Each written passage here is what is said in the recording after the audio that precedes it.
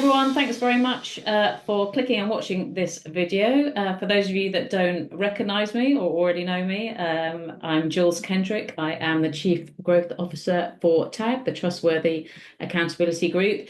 And today, I'm very lucky to be joined by Scott Cunningham from Cunningham.tech Consulting. I would do an intro, but actually I sort of feel, Scott, you'd probably be better off introducing yourself to the audience. So for those that don't already know you, which must be a very small number, do you want to do a quick intro for me? Sure. Thanks, Jules. Thanks for having me. I run my own practice, Cunningham Tech Consulting, but I'm involved in a lot of industry work still. Clearly I'm heavily invested in trustworthy supply chain. In part the programmatic transparency instructor for the ANA. I've been a longtime advisor to TAG and roots at the founding of the IB Tech Lab. And for those who've been hiding under a rock, I'm heavily invested in helping journalism across the United States and Canada.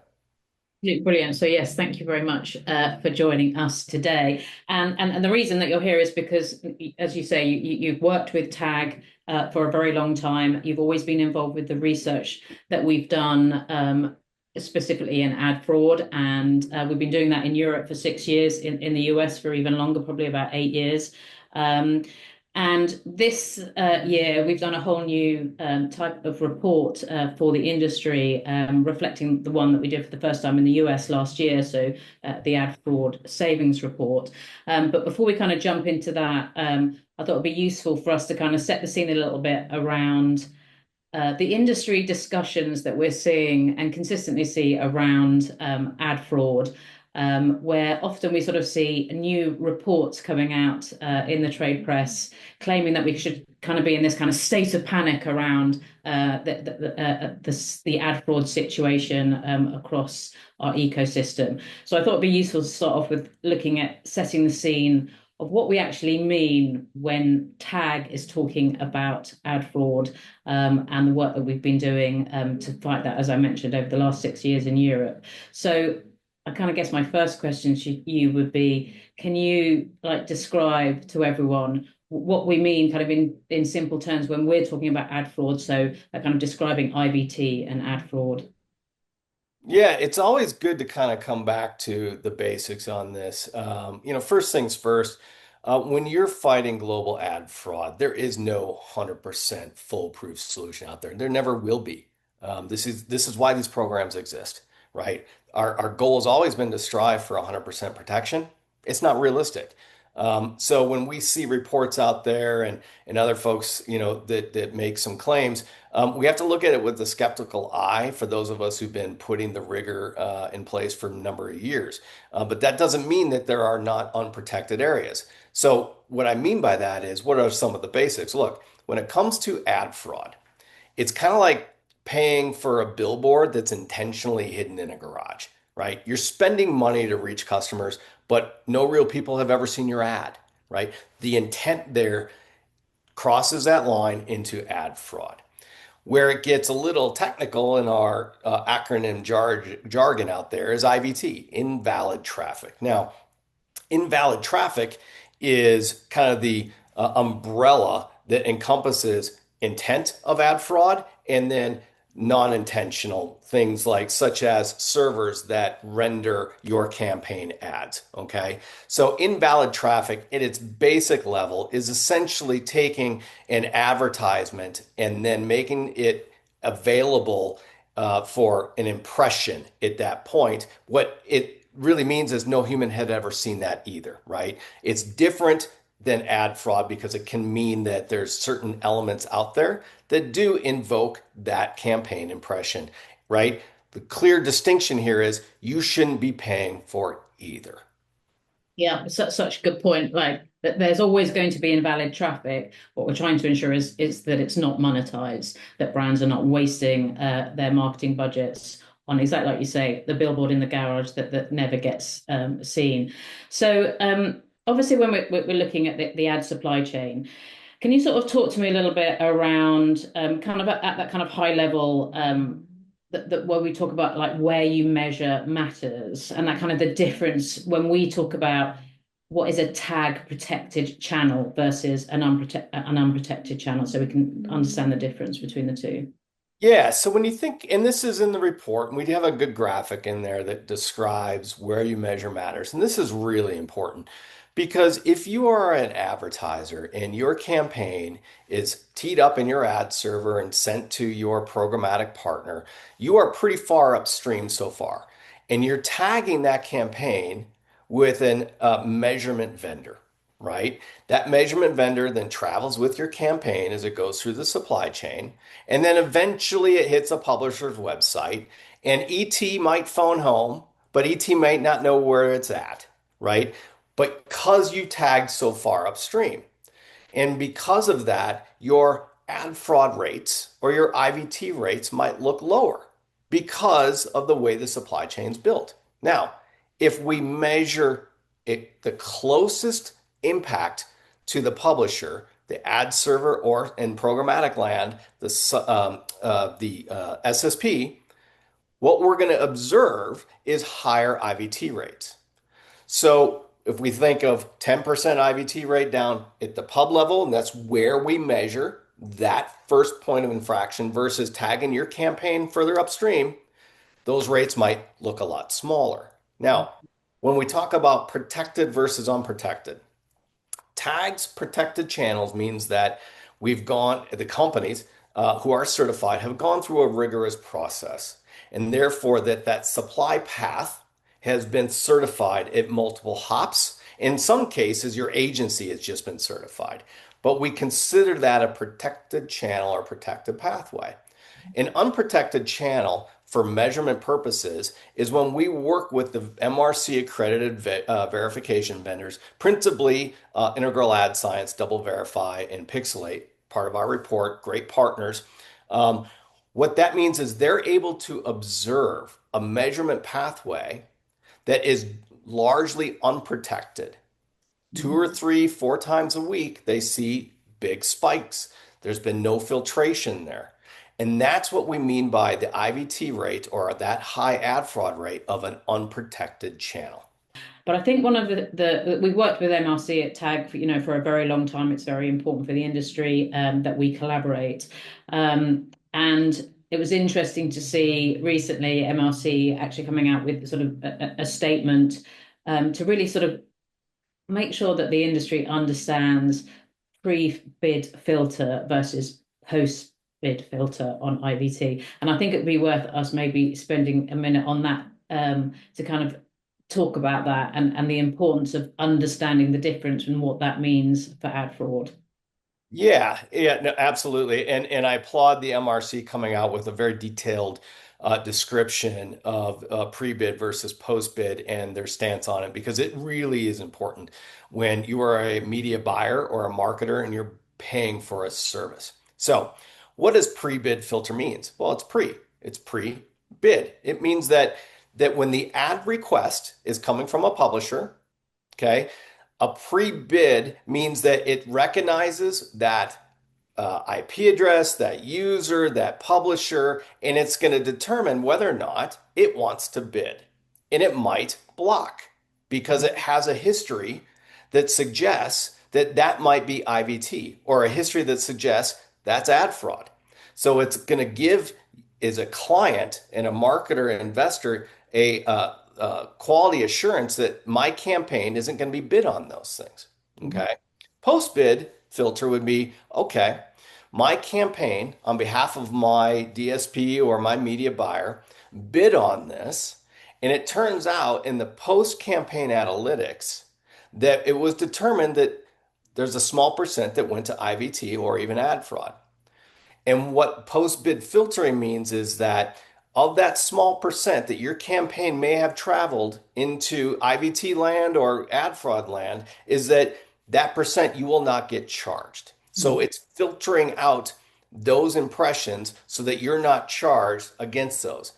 Why is this important? It's not just about what you're paying for and getting charged, but I will tell you that when it comes to quality forensics, we can't rely upon pre-bid filtering alone. Mhm. Okay. we have to continue to learn and train what the bad guys are doing out there. And that's where these measurement companies that we partner with come into place. And that what the MRC is suggesting when they accredit these measurement companies is that the best quality that they get for their service is that post bid, let the campaign roll because their measurement service learns. It learns the activity that's going on, the bad guys are doing, other IVT areas that helps inform their services. So the MRC has come out with a statement that says, look, pre-bid filtration in some cases is optional.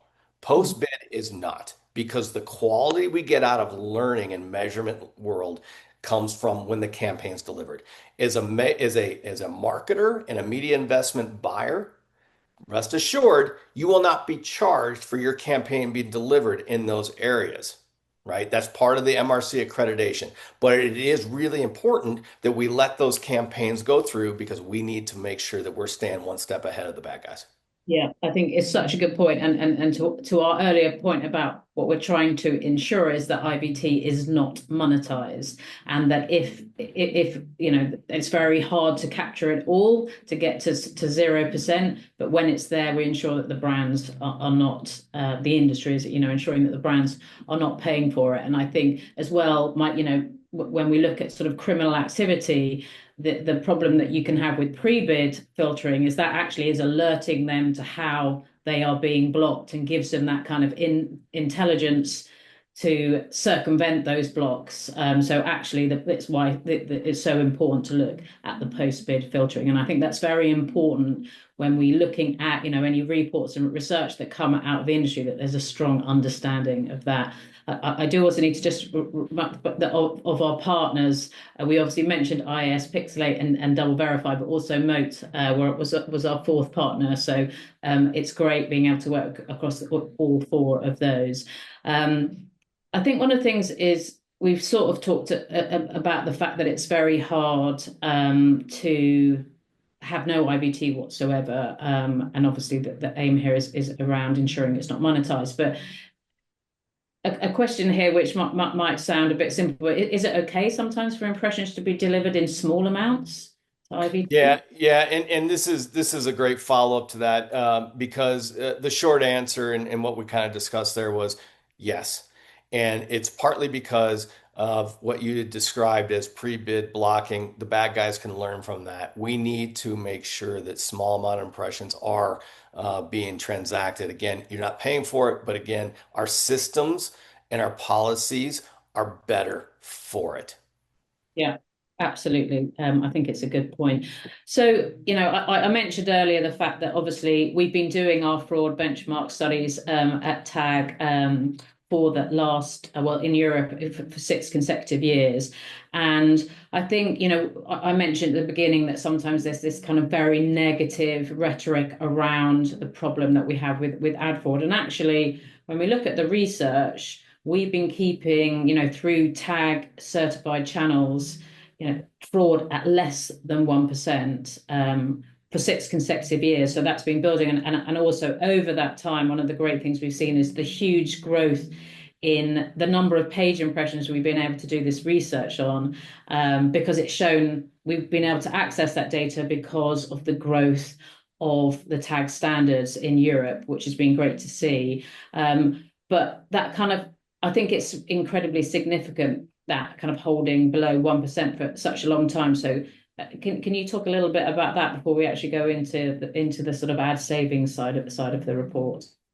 Yeah, it's interesting when you have a program like this, and we didn't start it below 1%. Make no mistake. When we first started doing these studies, it was well above 1%. So when we look at the trend line of certified channels and certified companies and keeping that IVT rate suppressed, it indicates we're doing our job.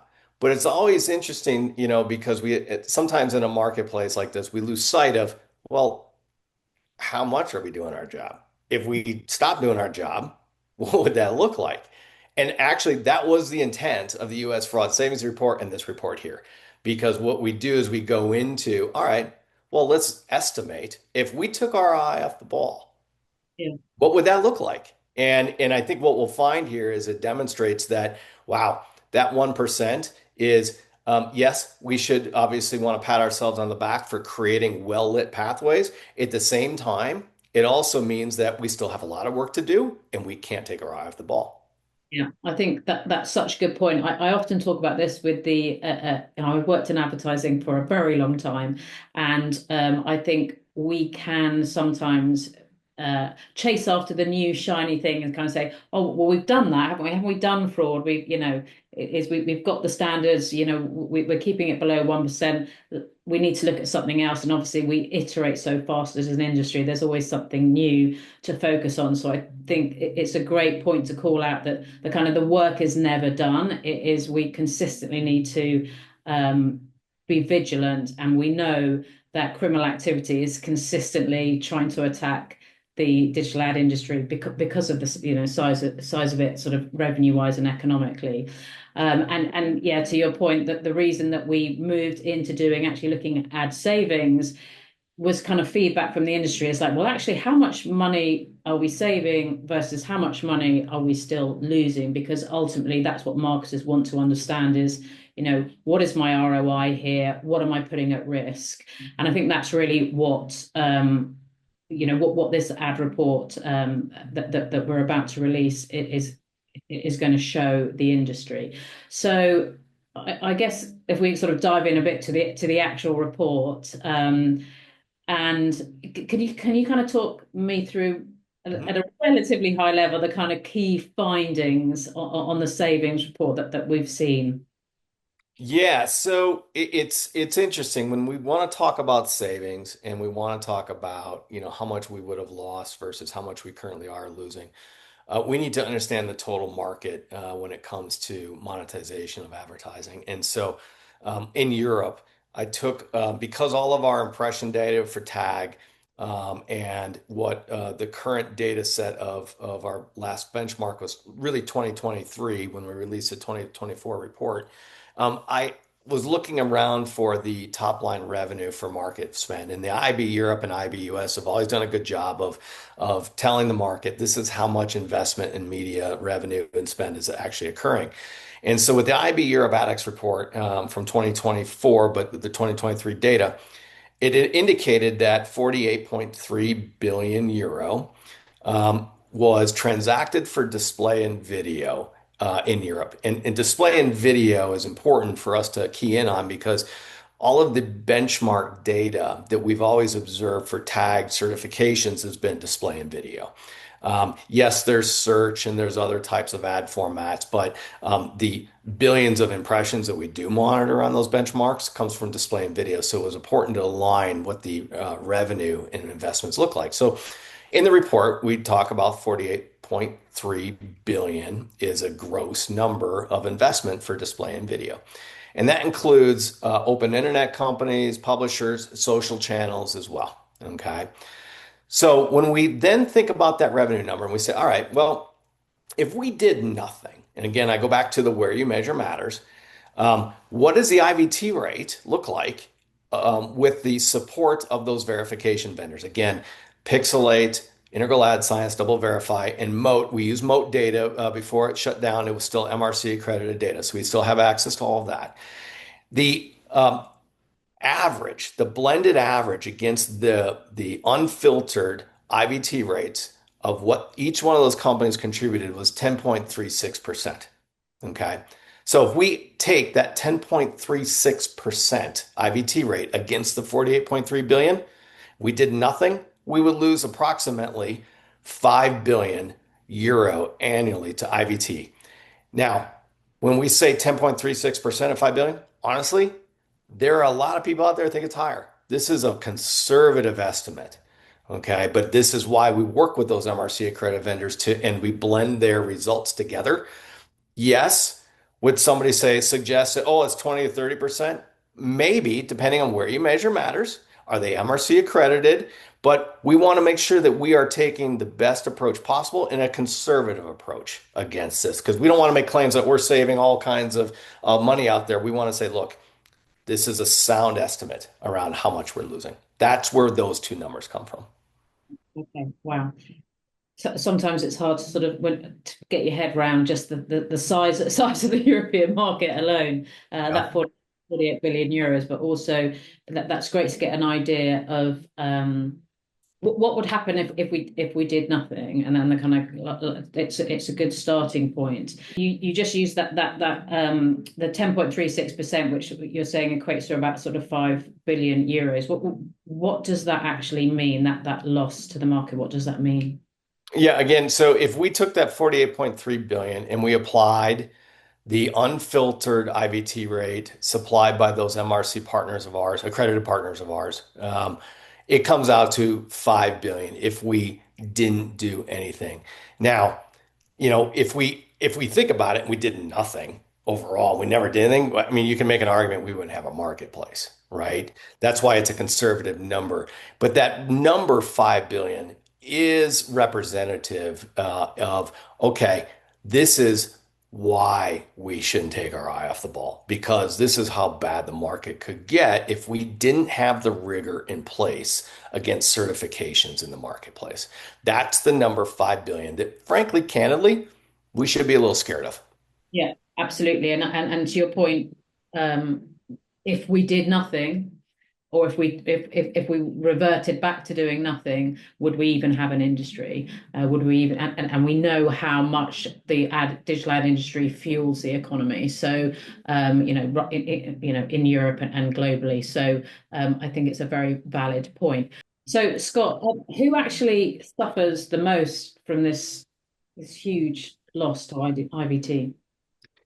That's the folks who suffer in the supply chain based on inaction clearly are the marketers and their media investment dollars in those budgets, right? Because that budget goes to waste.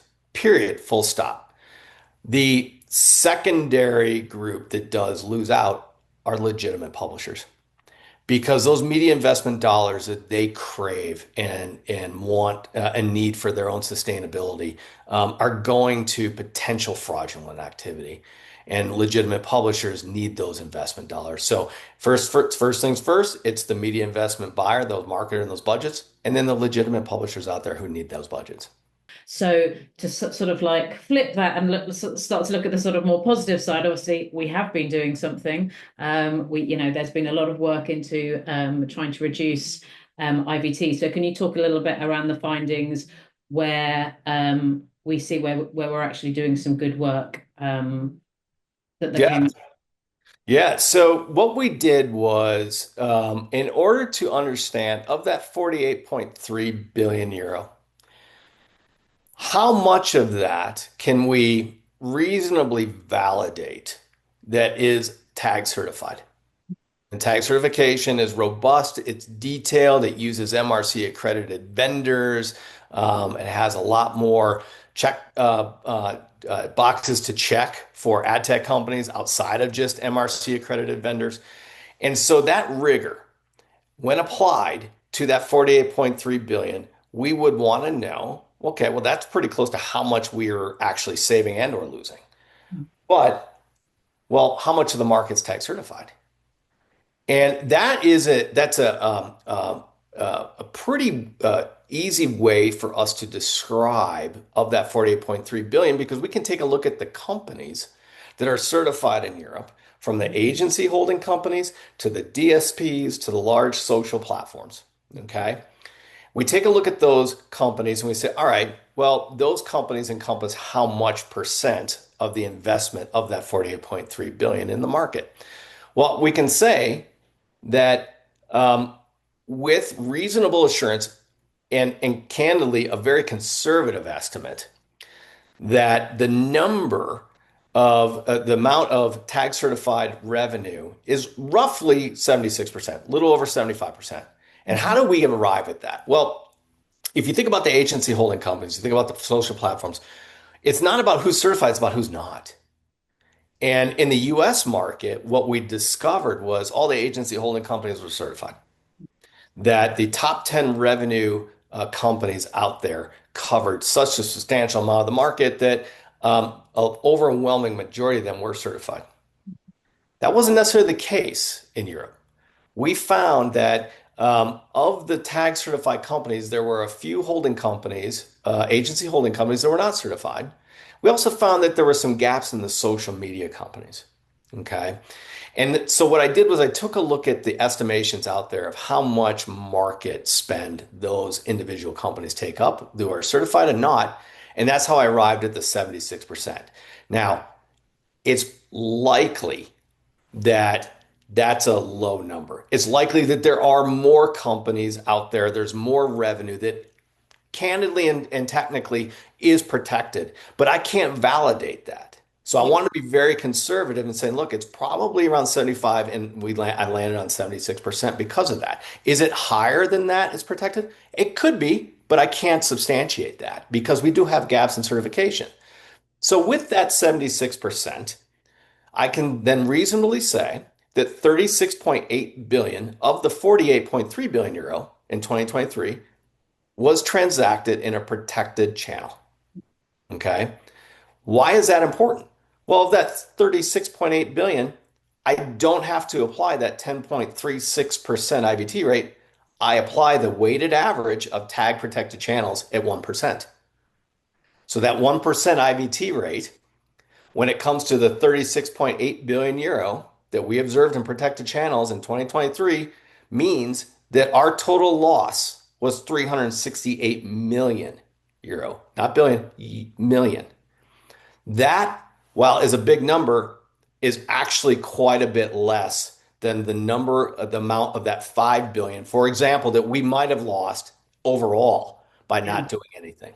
Yeah, I mean, there's some really great positives to take out of that, and also some areas where we still have work to do, but at least we can identify it. So, like what I'm hearing is that, you know, three quarters is protected, and when you look at that sort of that 75%, that we are looking at that, but you know, the getting IVT below 1%, which I know in our previous research reports, anecdotal conversations with the agencies, is that kind of brands are happy with below 1%. That's acceptable. They can accept an IVT rate of below 1%. Anything above that is just not acceptable. So essentially, we're saying, okay, the good news here is 75% is being well protected through tag standards. And when we're talking about that, we're specifically talking about the tag certified against fraud standard. And those that are within that nice 75% ecosystem have got their fraud below 1%. And the opportunity here for the industry is that, well, you know, you can perceive that as a negative of like 25% is unprotected. We know, and it's potentially looking at a 10% IVT rate. Ultimately, we can do something about that because we've already got a proof point of 75%. So that 25%, there's kind of there's no reason, there's no excuse, there's no discussion really. It feels like to me, you want your IVT below 1%, and you want to be safe, you know, essentially saving, you know, a significant amount of revenue, ensuring that it's working properly for you. We've got the solution, but it's the execution of that solution with that 25% that is key for us. So, Scott, looking at the report, it mentions a 24% opportunity. Can you tell me a little bit more about what this actually is? So the savings, what would we have lost, right? In that 24% of 11.5 billion that is unprotected. I can't substantiate that there's any certification there. Yeah. At 10.36% IVT rate, we would lose, or estimated we are losing, 1.2 billion. Okay, that's estimated losses in those unprotected channels. If we combine that loss with the actual loss of protected channels of 368 million and the rest of that larger number, it comes back to roughly in 2023, we have lost 1.6 billion euro rounded up. Okay, that's protected channels at 1% and unprotected channels at 10.36% IVT rate. That 1.6 billion number is where we know in 2023 we lost money to IVT. So, what do we do about that? Well, on the unprotected channels, the answer is kind of like, well, duh. If we we're able to certify that remaining 24%, 25%. And I don't know if we get to 100% certification, but let's assume maybe we did. Let's assume that we achieved our goal. We were able to substantiate 100% of the channels by which we wanted to measure in a certified pathway, and we close the gap on that 24%. We would save annually, right now or next year, 1.075 billion euro annually.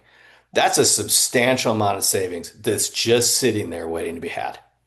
It is a substantial amount. And I think I was just thinking that at the beginning of our conversation, I talked about this sort of the rhetoric that can sometimes be around this sort of state of, we should be panicking about ad fraud. And it kind of seems to me what this report really does is it's pretty simple.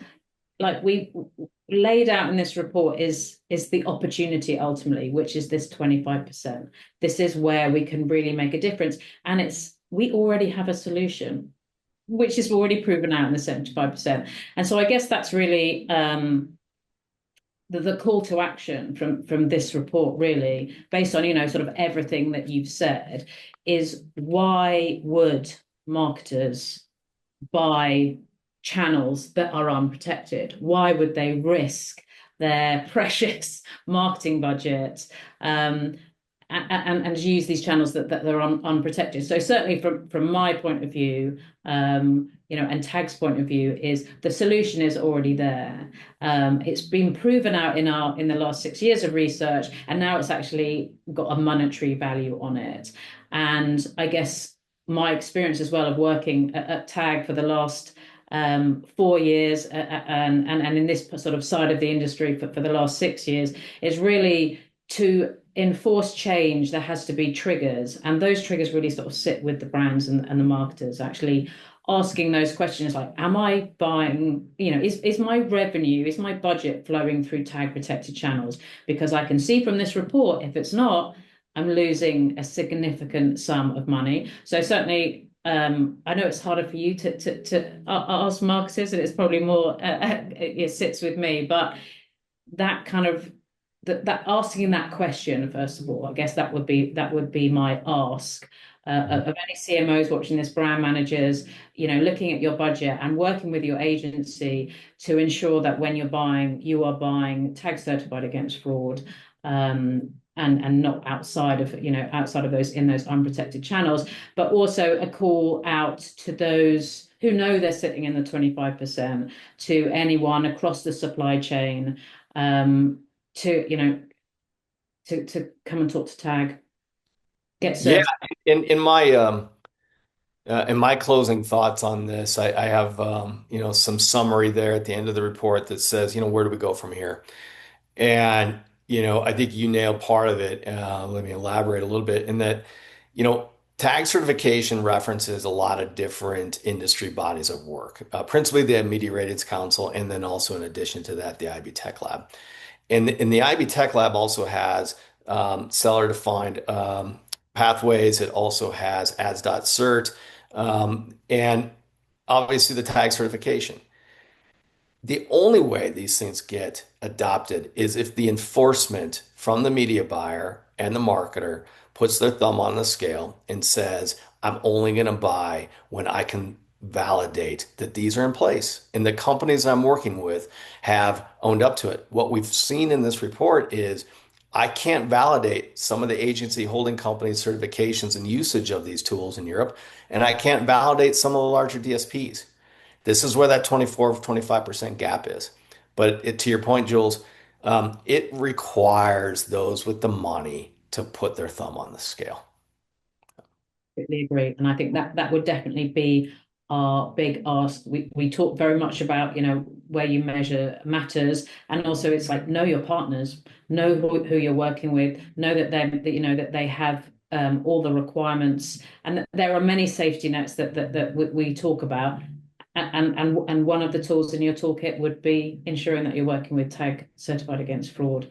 partners. So yeah, I couldn't agree more. And I think the last thing for me to do really is to thank you, Scott, for all the work that you've done on this project. I think it's really exciting to be able to release this.